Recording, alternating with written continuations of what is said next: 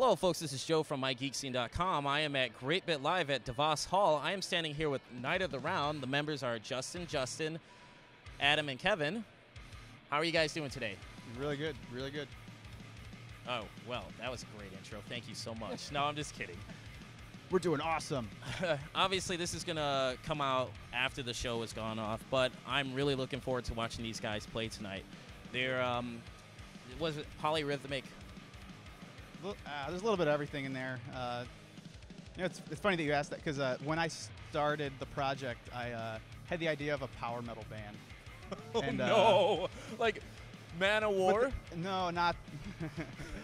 I was in a big Rhapsody phase. Okay.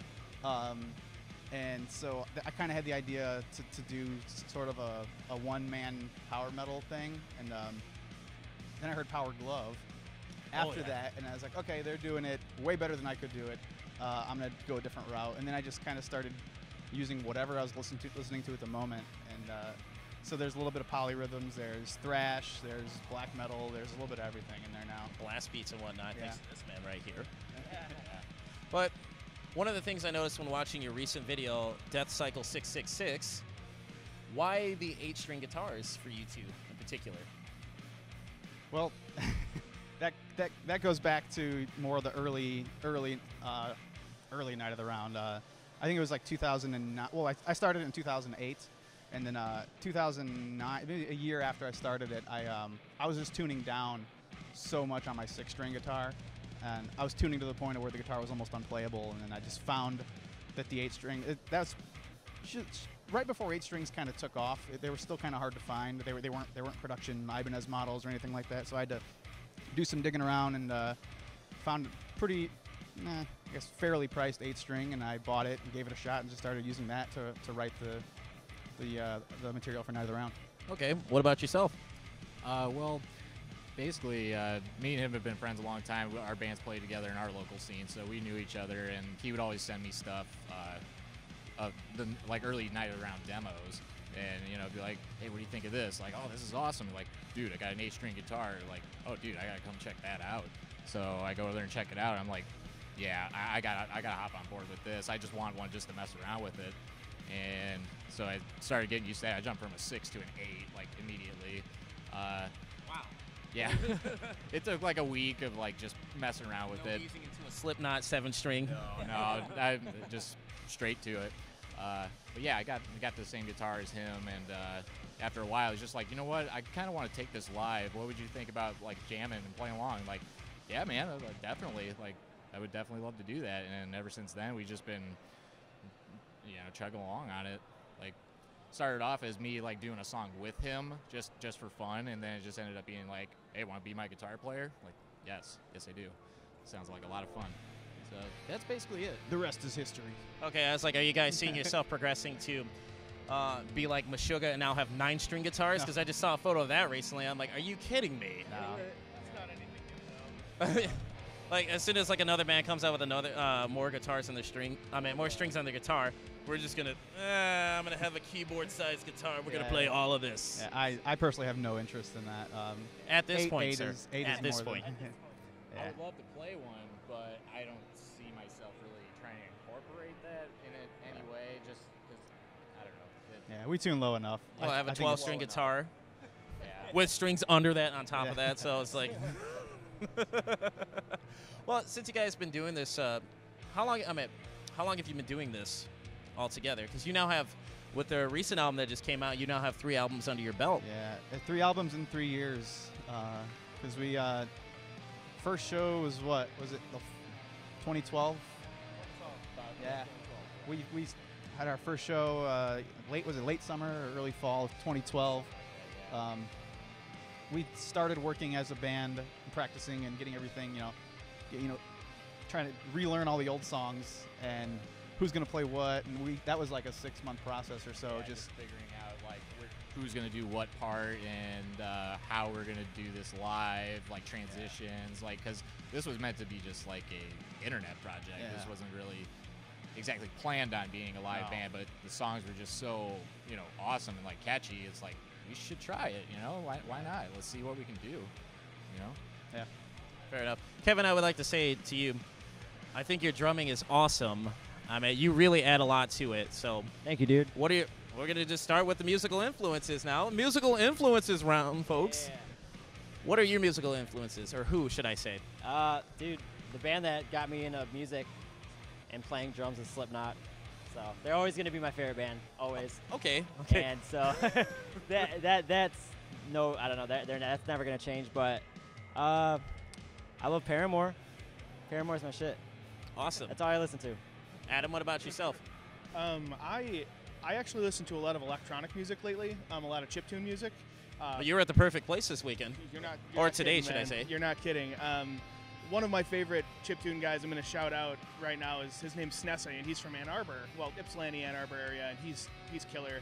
But I'm also really into like Meshuggah and Viljarta and Periphery and a lot of doom metal and stuff.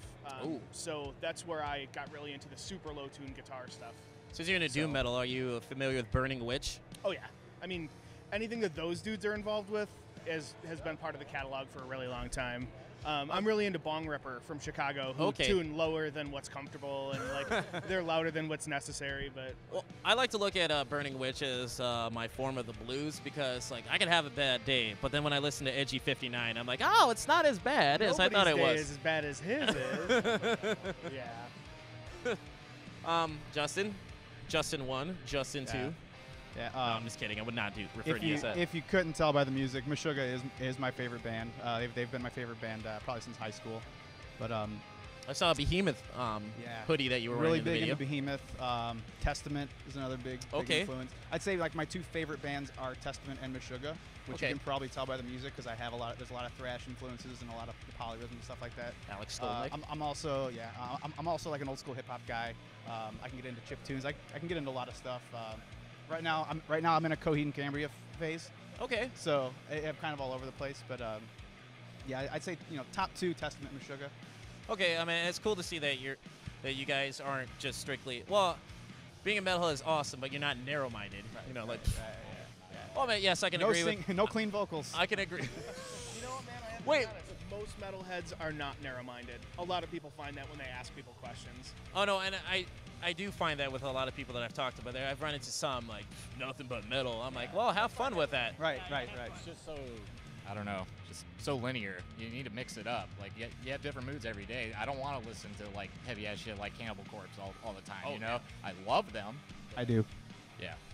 The new album is sick, by the way. I have not listened to it, but Cannibal Corpse pretty much cranks out an album just about every year. And they're all good too. Like they don't put a bad album. Chris Barnes or Corpse Grinder? Corpse Grinder. I was never a fan of Chris Barnes' vocals. Even at all. Not in the Tomb of the Mutilated? Yeah. You didn't like that album? I didn't do it doesn't do to me what the Corpse Grinder albums do. Fair enough, dude. And oddly enough, we'll get to you and your influences in a moment. But oddly enough, Corpse Grinder is a huge nerd. Have you ever watched his rants on? Yes, he's got a horde tattoo. Yeah. But and the thing is, I didn't know that at the time. Well, I know that he put to in his one of the linear notes, "Death to the Alliance," and I ran into Corpse Grinder outside of a show, and was just talking to him casually. But if I wanted to get punched in the face, I'd have like, "Death to the Horde," and I'm pretty sure that dude would have accommodated me with a punch to my face. I don't know if it would have been worth it, but I could say, yeah, I got punched over World of Warcraft. By Corpse Grinder. By Corpse Grinder. Justin, now your influences.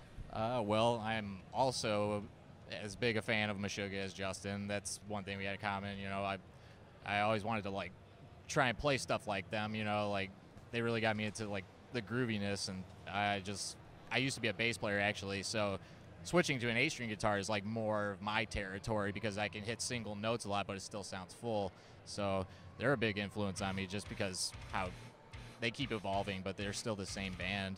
Other than that, really big on Animals as Leaders, Scale the Summit. I'm excited for that new album. What else? Between the Bury Me, those would have to be like my top 4 bands, I would say. Okay. And you said no clean singing, but you like Ghost. I was gonna have to call you out on that, sir. No, I'm at Pop Amoritis. I'm looking forward to that new album. Me too. Oh, man. All right. Well, obviously, since we're at a video game convention, you guys do a lot of covers. metal covers, sweet metal covers, might I add. No, I'm not blowing smoke, as I am always brutally honest when it comes to my interviews and whatnot. Why Final Fantasy? Sorry, I just Sorry, saw. why not I just Final saw Fantasy? one of the Super Guitar Bros. He's creeping on us behind that pillar. So you said why Final Fantasy? Why I said it's the focus of your. I mean, obvious answer. Plenty of good material to choose from, but Yeah, Final Fantasy VII in particular was the game that it changed the way I feel about video game music. It was the game Okay. it was the game that made me realize how awesome video game soundtracks can be. I just, it took after a couple of years after I first played through Final Fantasy VII to hearing those tunes again and just instantly remembering where I was where that song's from and whose theme that was and all that. And that's never happened to me before with a video game. So then I could since then go back and re-listen to old Zelda soundtracks and Mario soundtracks and Street Fighter and then like really appreciate those so much more now that I just have more of an appreciation for video game music. Mhm. That's why I chose Final Fantasy as that was the gateway game, actually, because I mentioned in another interview that I played Final Fantasy for the Nintendo when it originally came out, and I just couldn't understand it at the time.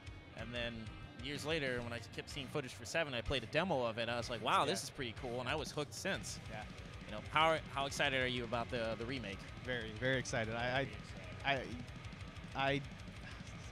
It all happened.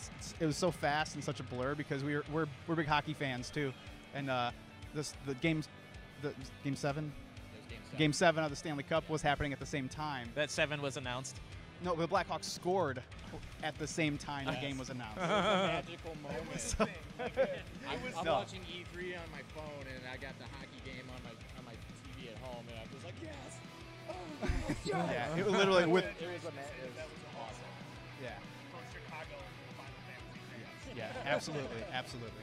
That is awesome. Well, all right, since we're still talking about video games, generic question time. Sorry.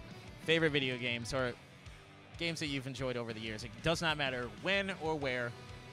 Oh man, most recently, I'll just go most recently. Probably my favorite game of the last 5 years or so would probably be The Last of Us. Okay, I haven't played it. It's I know people keep telling me, but I'm just like, it's so many games. it's about as good as it gets. Yeah, PS4? Not yet. PS3. PS3? I do, but I'm gonna. What's your excuse? Yeah. Dude, running this website takes a lot of time, actually. I understand. No, believe me, it's on there, but it's gonna have to be after Batman Arkham Knight. No one better spoil it for me because I'm looking forward to that. I'm playing that right now. Oh, I hate you a little bit. I'm not gonna even attend your show based on principle. Stop lying. I'm like, hey, if it makes you feel any better, I'm like 3%. 3%. It doesn't matter. You're 3% more than me. Those are other games that I've really enjoyed over the past few years, are the Arkham games. Okay, Kevin, what about yourself? I don't know, man. Probably my favorite series is probably Silent Hill. Okay, Yeah, that's like, I don't know. I'm bummed out where you and Konami canceled. Oh, it's awful, man. Konami, what are you doing? Everyone's so sad about that. It's terrible, but Yeah, Konami's gonna watch this. No sponsorship for you. Right, Wasn't gonna right. get one in the first place. right.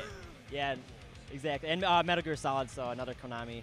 Oh game, yeah, So and Castlevania, the whole thing with Koji Igarashi, but fortunately the whole Bloodstain thing got kickstarted successfully. yeah. I'm looking forward to that because I was a huge fan of Symphony of the Night. But enough about me. Adam, what about yourself? I'm a hardcore Mega Man guy, so I'm really super excited about Red Ash, the Oh, okay. legally not Mega Man Legends title that just got announced by Inafune, who's like, he's the dude. So Mega Man is my big thing, Final Fantasy, and I have been underwater obsessed with Monster Hunter since Monster Hunter 3 came out. Okay. And Monster Hunter 4 is my deep obsession lately. I'm a heavy bow gunner, which means I like to play the game on hard mode all the time. Wow, dude. Just get killed immediately if you get hit by anything. So that's my deal now. Aw, shucks. The new guy's such a sweetheart.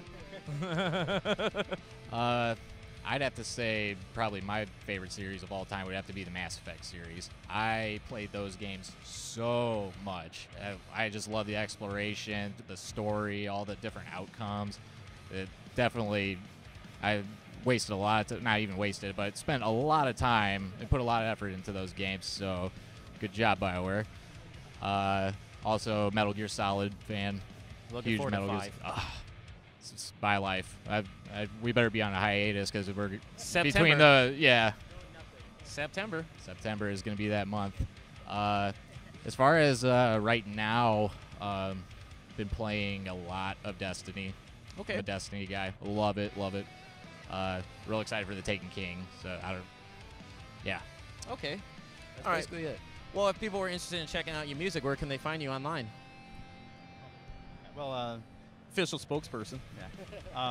just nightoftheround.com is our .com, and that actually redirects to our Bandcamp, which has all of our music on there. Okay. I'll be sure to post a link in the YouTube video. Cool. Yeah, we Facebook is kind of our primary social media. I'll be the first to admit we slack a little bit on the social media monster, but Facebook is definitely where we try updating it, posting daily, and that's where to really interact with us. Okay, and since you guys have garnered a little bit of a following, what would you like to say to your fans? Thank you is the cliche response to that, but no, seriously, from starting this off literally as just a silly little studio project to seeing where it's become now is truly humbling. It's really amazing to see how many people really dig the stuff that we do, and thank you very, very much. All right, well, guys, thank you for granting this interview.